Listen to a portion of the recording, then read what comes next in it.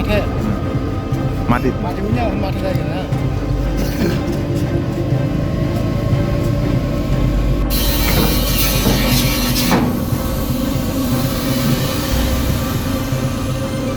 গাড়ির নাম্বার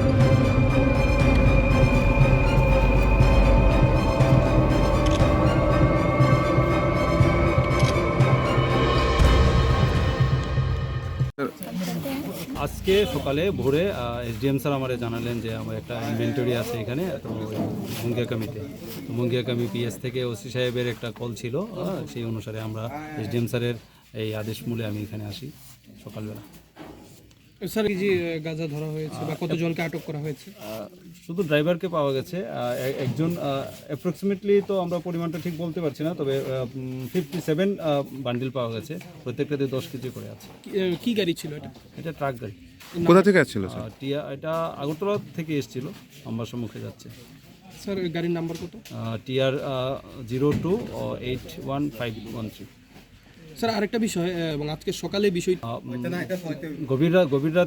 গভীর রাতে আটক করা হয়েছে ভোরের দিকে, এটা ঠিক অ্যাপ্রক্সিমেটলি 3টা বা 4টার দিকে এই পুলিশের কাছে। না স্যার, 8:30-এ স্যার গতকাল সন্ধ্যায় আটক করা হয়েছে, যে গাড়িতে ড্রাইভার ছিল উনি বলেন। আচ্ছা, ওই ইনফরমেশনটা আমার কাছে ঠিক এই মুহূর্তে নেই, তবে আমাদের এই যে ফোর্স পাশাপাশি গাড়িটাকে যে খোলা, গাড়ির ডিকির নিচে পাটাতনের নিচে যেভাবে রাখা হয়েছে সেটাকে ইয়ে করার জন্য, আমরা কাটার জন্য লুক করা ইত্যাদি অ্যারেঞ্জ করতে একটু সময় লেগেছে।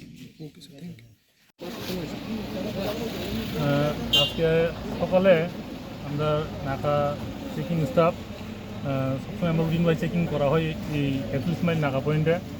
তো আজকে আমরা একটা গাড়ি তেলামোড়ার দিক থেকে আমবাসার দিকে যাইতেছিল, তো আমরা নাকা পয়েন্টে আটকানোর পরে ড্রাইভারের কাছে কাগজপত্র দেখছি, গাড়ি চেক করার পরে গাড়িটা আমরা একটা সিক্রেট চেম্বার পাওয়া গেছে, যেটা গাড়ির পিছন বডি সাইডটা পুরাটার আলাদা লোহার সিট দিয়ে পুরা বক্স বানান না।